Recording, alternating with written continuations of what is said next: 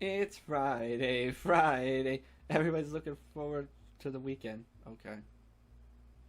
I feel embarrassed now. I wouldn't go as far as to say I'm not looking forward to anything, but up until a week ago, most of the days seemed like a blur, and often I wasn't even sure what day of the week it is. I don't know how much longer this will last, but I'm glad Sayori introduced me to her friends. I'm not invested enough in literature to join their club, but with all the new things that happen, who knows? Who knows what else this summer will bring? Despite the grumpy act she gave me in the beginning, I think Natsuki's starting to open up to me. There's definitely a kind of connection between me and Sayori. Could this be a sort of revival of our friendship, or something more? Now, I'm no rocket scientist, but these both sound pretty promising. However, however it goes, it will only go forward if I actually reach out and take the opportunity with my own hands. After all, doing nothing didn't get me too far, I feel. With that, I embark on my journey to the ice cream shop Natsuki told me about yesterday. Okay then. As I arrive, I recognize two of the girls chatting at the table. I'm telling you, they're literally retelling the same story over and over again, with each of them giving their own take on how things would happen, correct? You wish. Most of them are literally just trying to force a sappy ending onto a story that is meant to be unpredictable and sad. Hey, mind if I join? Welcome back, Mikey. I'm glad you could come make it. I was gonna say I thought glad you could come. Yeah, hi. So where was I? Have you seen Sayori or Monica? Monica is bound to appear at any moment, since she's the least likely of all of us to disappear without a good reason. Mikey, just looking around you. Just look around you. You think Sayori would miss out on this? A brand new ice cream shop and hanging out with her best friends? Guess you don't know her well enough.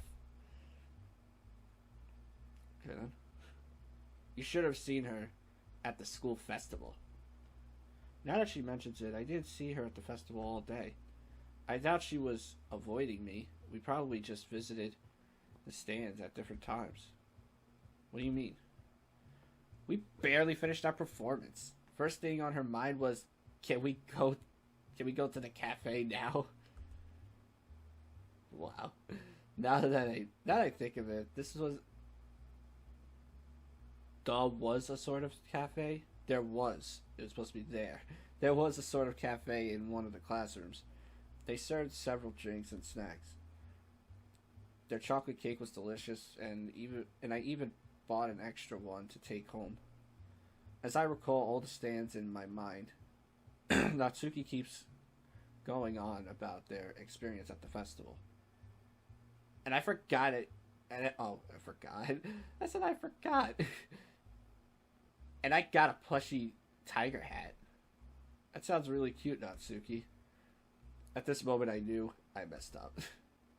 I'm not cute! Speaking of cute, Sayori arrives with her neon green bird plushie tucked under her left arm. Where'd she get that from? If she was wearing her PJs, I'd swear she just fell out of bed. Her wide smile is radiating with joy, and she waves at us immediately after noticing us. She puts down Mr. Bird next to her as she takes her seat. Hi, everybody! Seriously, you brought a plushie? Way to boost the atmosphere. What? What do you mean? Plushie ice cream? You? Can we add anything to make it more kid-friendly?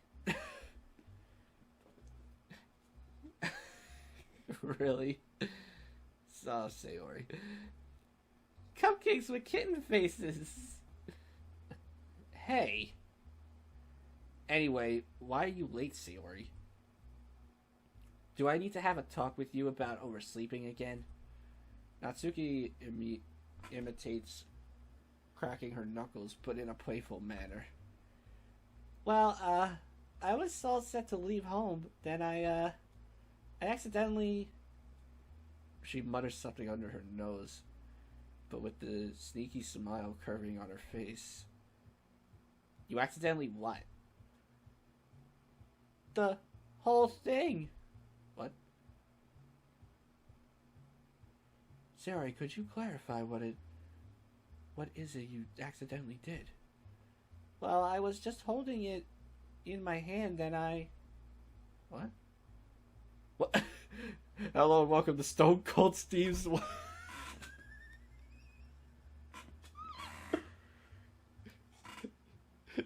Steve Austin has an ice cream shop? Can we just, like... Can someone get, like, a picture of just Stone Cold Steve Austin? But, like, instead of him... crushing, two beer cans together, he's just crushing 2 ice cream cones or something. He's just... Can we please get an image of that? I would like to see that. Hello and welcome to Stone Cold Steve's. What can I get you?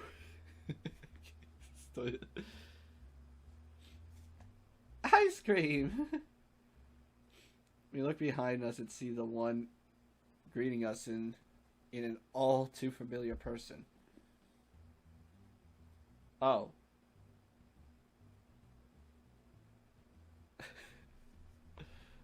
I sounded like Steve Austin, and that whole time it was Monica.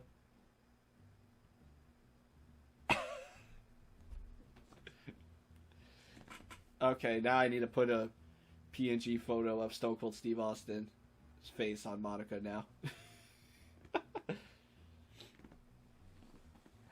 You thought it was a waitress, but it was me, Monica. The way the two shaked, and Yuri just sits there.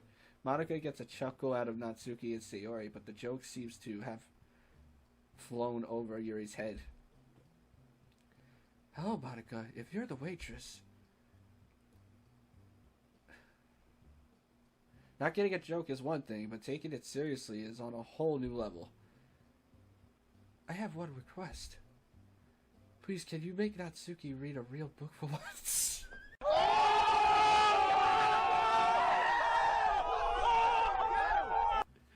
Damn, Yuri.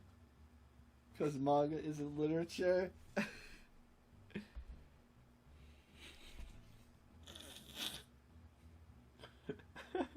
Damn, she was hiding her power level. It's over 9,000. Shut up. Even your jokes sound like a quote from some novel. You don't like to read books, Natsuki? Of course I do. Well, a few. I just don't read them super seriously. Unlike some people here. Yuri only wants one thing, and it's freaking disgusting. Disgusting. I didn't want to make it sound like I said disgusting. Disgusting. I concur, Natsuki. As I just demonstrated, I am fond of the occasional, how you say, banter. Whatever you say, Princess of Darkness. I actually like that. Huh? Nothing.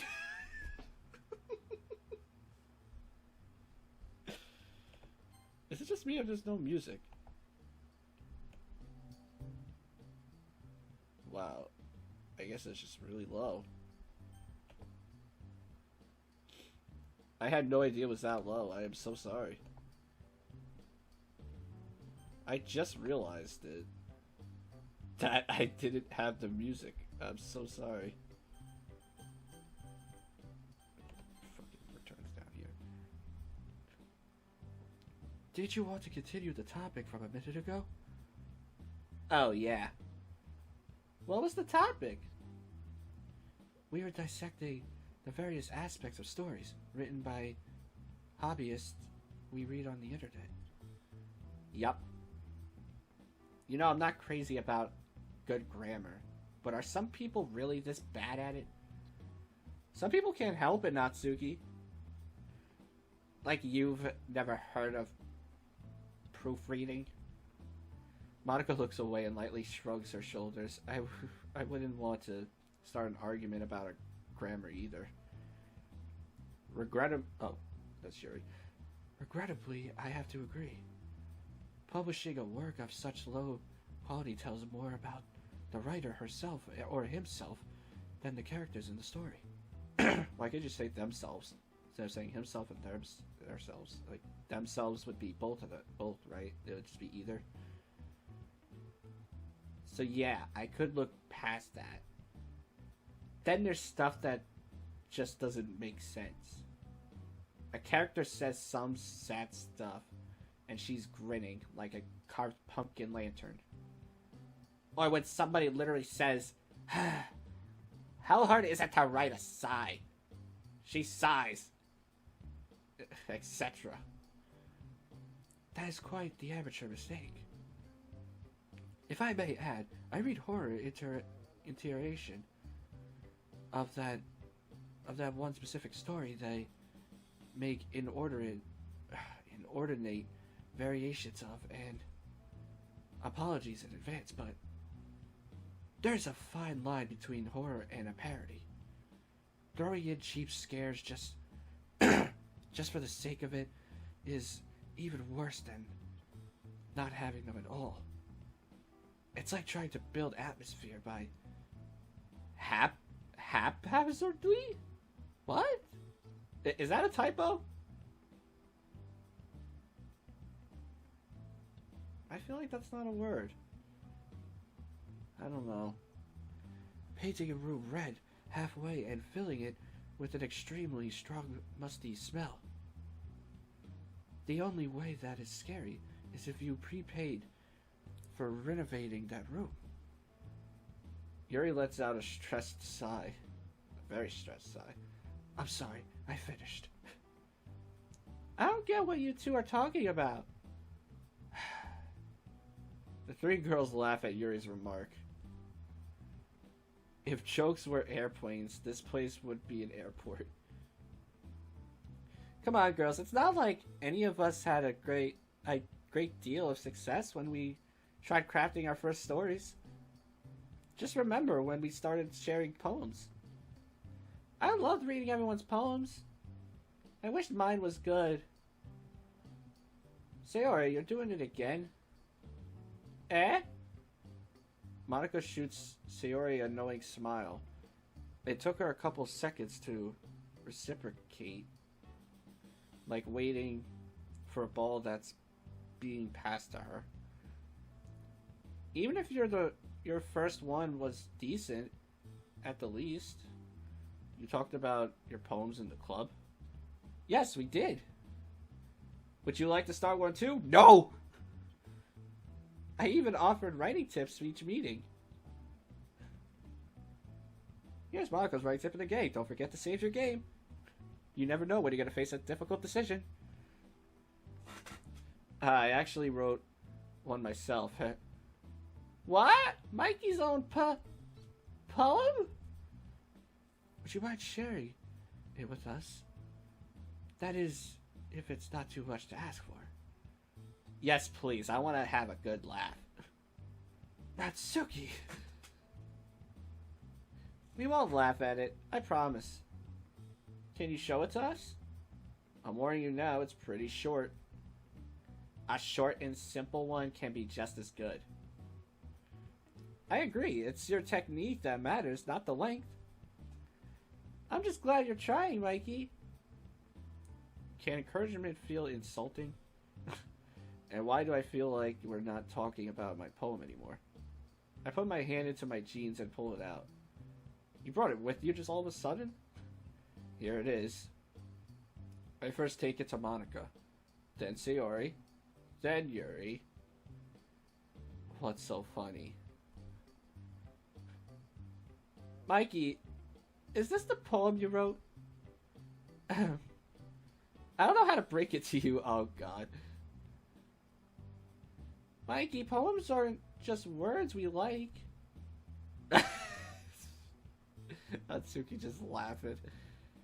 Is that what he wrote?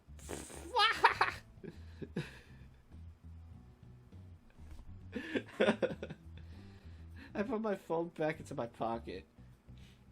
They were probably just saying... Oh, it was in his phone? Oh.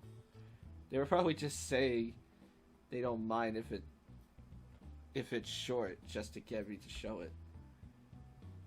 That's enough, Natsuki. Let's not demonize Mikey so quickly. He could be a misunderstood creative genius. What's that, Yuri? Did he pick your favorite words? Oh.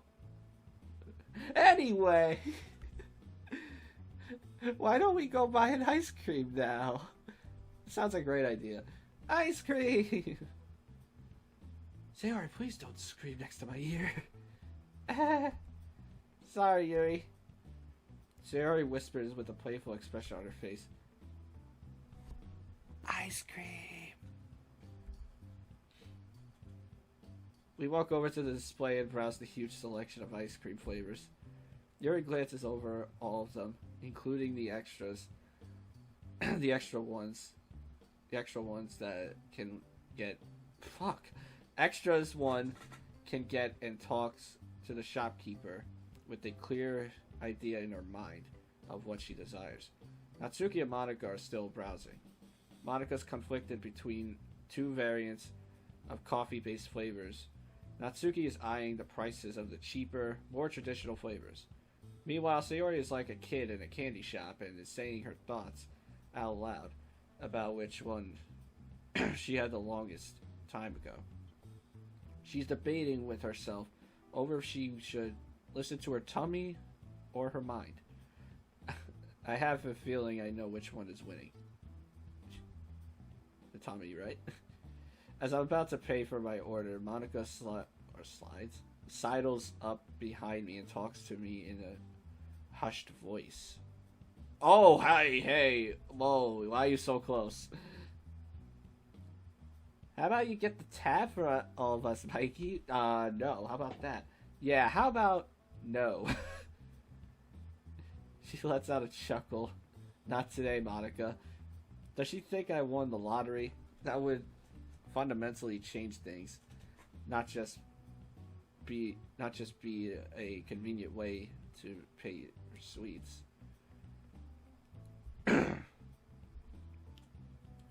After we all placed our orders, we sit down at our table. However, Monica doesn't have any ice cream. Oh. On a diet, Monica? To the contrary, I'm having a cheat day. I'm not supposed to cheat, I know, but I think just a bit of guilty pleasure wouldn't hurt any of us this time. Yeah, sure, whatever you say. Everyone starts munching down on their own bowls of ice cream. Yuri and Natsuki carve small bits off, but at a noticeably different pace. Sayori is at it like she... Ooh! Ah! Oh. Brain freeze? What's wrong, Sayori? Brain freeze. Yep. Like she forgot it's not a good idea to rush it. Meanwhile, I'm just doing it Mikey style. You know how it is, me. Heh. Even the ice cream tastes worse with a joke like that.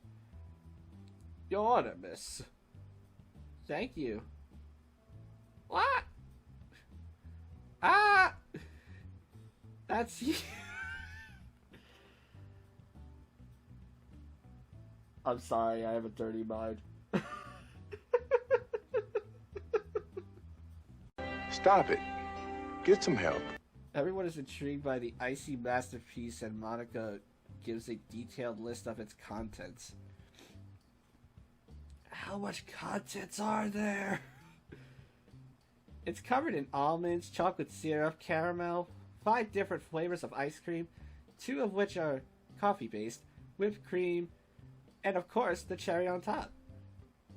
That's a lot! As she finishes saying that, she takes the cherry with one elegant motion and pops it into her mouth. Certain thoughts pop into my mind at the same time. Jesus Christ.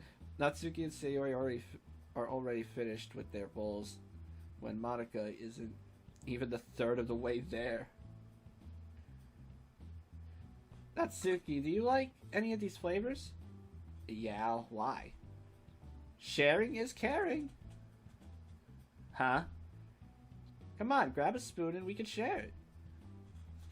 I don't know if she's only saying that because she realized she ordered too much or she just wanted to surprise Natsuki. Yuri and Sayori start chatting while Monica and Natsuki dig into the big bowl of multicolored sweetness. Okay, everyone. I'm full.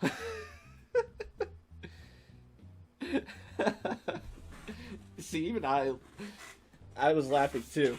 They all laughed as well. That's not really what I wanted to say. It just came out. So would anybody like to play the acronym game again? God damn it. Sure. Yes, it was so much fun. It was so much fun on Monday. How about you, Yuri? Maybe another time. I'm not that stoked about making guesses this time, but I'll help you out by announcing the acronym and keeping track of the score. Mikey? Let's get started. Okay, so I guess this time we got Sayori or Natsuki.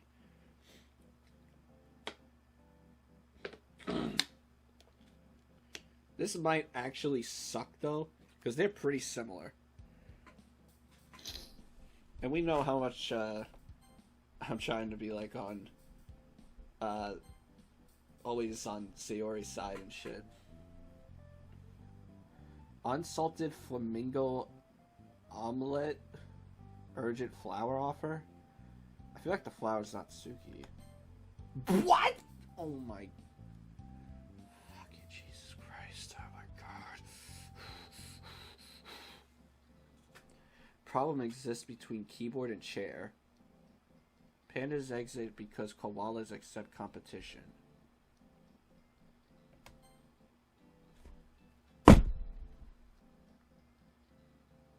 God damn it. Panda Nat. What the?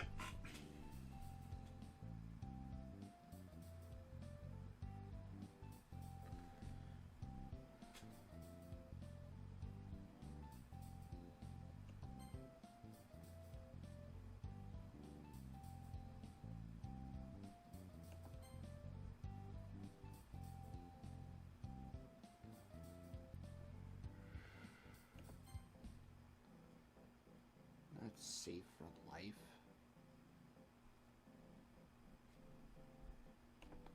I think I have half though of Natsuki already. God damn it!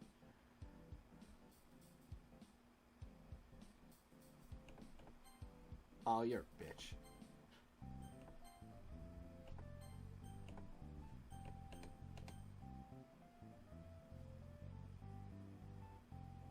Makes blushing Yuri.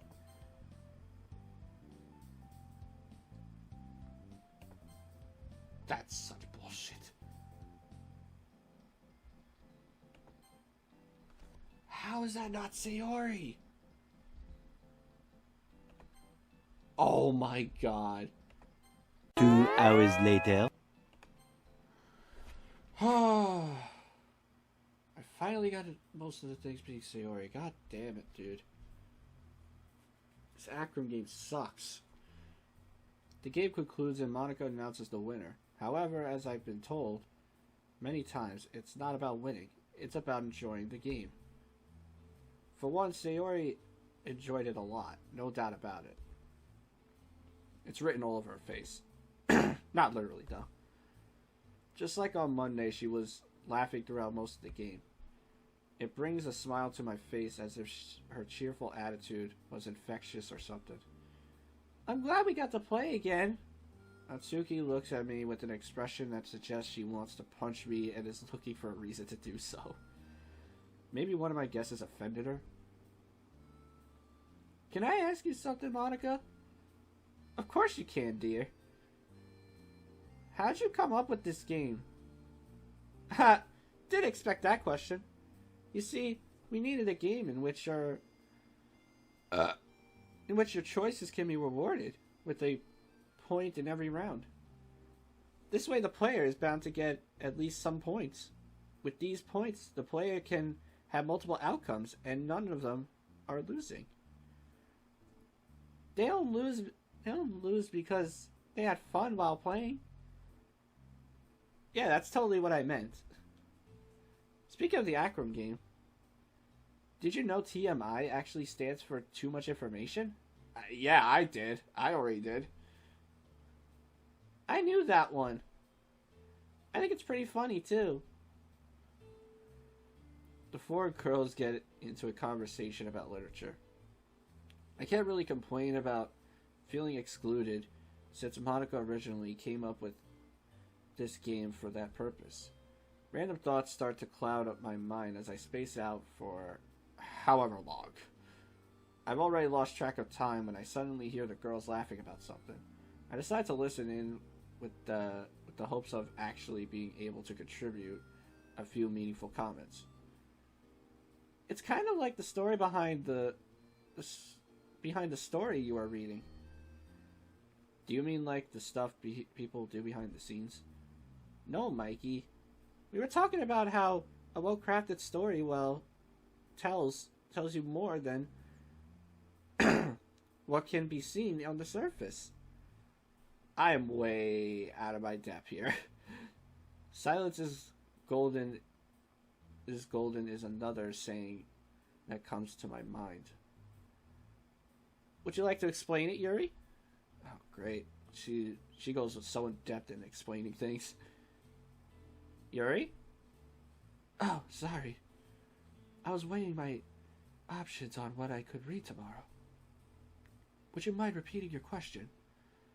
It's okay. Would you like to explain what we mean by the story behind the story behind the story? With pleasure. Jesus. It's the set of inter-character dynamics, rules of the world, like magic. Implied or stated messages of the author and possible events. What people call a backstory is not the same, but rather a part of it. Creating such a story behind the story. I always get mixed up because it's like saying story is like right next to each other. Story behind the story. In other words, a meta story can be an encumbering task, but it gives the guidelines for the author. By establishing the rules of a world, the reader can be led to have a set of expectations, my bad, which can be ultimately shattered as the world in question is revealed to be a far cry from what it appeared to be. Everybody is silent as we listen to Yuri. Not just us, though. Literally, nobody else is talking in the shop. Sorry, I got a bit carried away there. Wonder when you're going to drop this habit. Of rambling on? Of saying sorry all the time. So... Oh, she was about to say sorry. I thought she was just saying, so what matters if I say sorry? Anyway, I have a sort of announcement to make. Really, it's more of an invitation. There's this nice pool place I've visited with Sayori, and I wanted to invite you all there. I'm available on Sunday. How does that sound? Pool party! Woohoo! Well, you know, if I can make it, I'll be there. I suppose it would be practical for getting the necessary dosage of vitamin D, like this dick. Mikey? Sorry for always asking you last. I can only promise two things.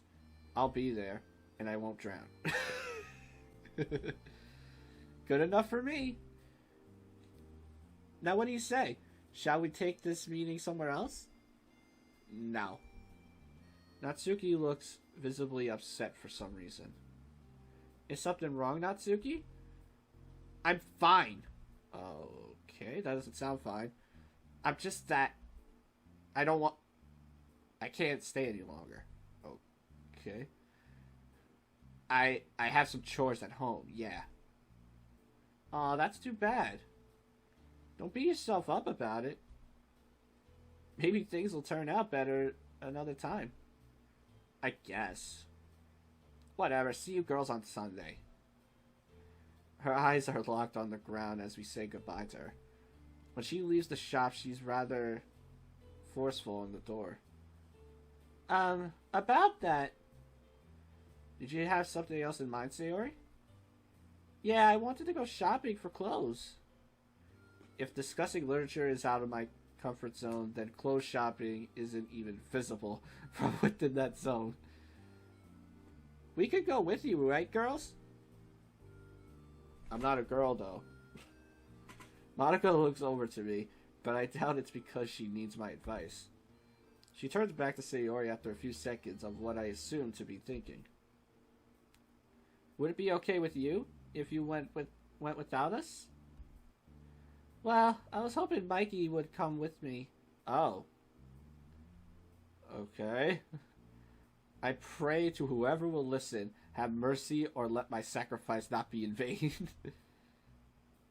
You didn't ask me about this, Sayori. I'm asking you now. Will you come with me, Mikey? I inhale deeply and let out a very long sigh. I'll go with you. Yes! And now she's like that. Okay. Whatever's wrong. As we are leaving the shop, Sayori suddenly stops in her tracks and seems startled for some reason. Yeah! It's snowing on my head! What? It's summer, Sayori. At this time of year? On such a sunny day? In this part of the country? What country are we in, though? Like, what part? Localized entirely above your head? Yes. May I feel it? No. Sayori is like a renewable source of shenanigans. One could say she's an odd fellow. Well then, we'll see you two on Sunday. Don't forget to bring swimwear and sun lotion. Bye, everyone. We say our goodbyes, and the two of us, sir, head to what I feel like will be a torture chamber. We're going to Victoria's Secrets. It's worse than I thought. No! Back when I was a little kid, Mom used to take me with her quite often when she bought new clothes. I can't recall how many times I had to say, "It looks great, can we go now?" before she realized it's not worth taking me with her. As we arrive in the shop, I can already feel boredom starting to creep into my mind. Sayori's occasional glance, accompanied by her ever-bright smile, does help to keep the negative thoughts at bay.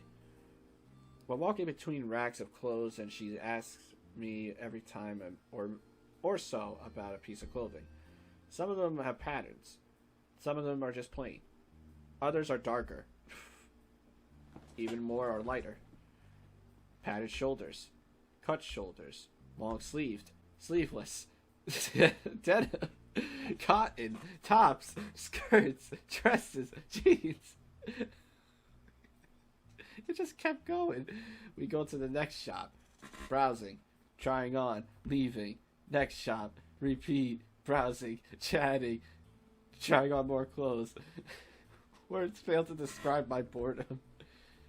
It's that or my brain just finally went numb after leaving one or having one too many one-way conversations about the clothes she's showing me at that moment. If indecisiveness has a measurement, Sayori is a 10 out of 10 on that scale. Yeah, I think I'll buy this one. Wow, we're already done. Yep. Time sure flies when you're having fun. He wasn't having fun, though. After what feels like an eternity in purgatory, Sayori finally buys a single white top. That's all she bought? I couldn't recall for the life of me which one it was, but at least she was satisfied with her choice. Hey, Mikey, how about we go somewhere else now? Oh, no. Oh, no, I'm kind of tired. Couldn't we just go on another day? Please? I'm really not feeling it right now, Sayori. Pretty, please? Some other time. Okay.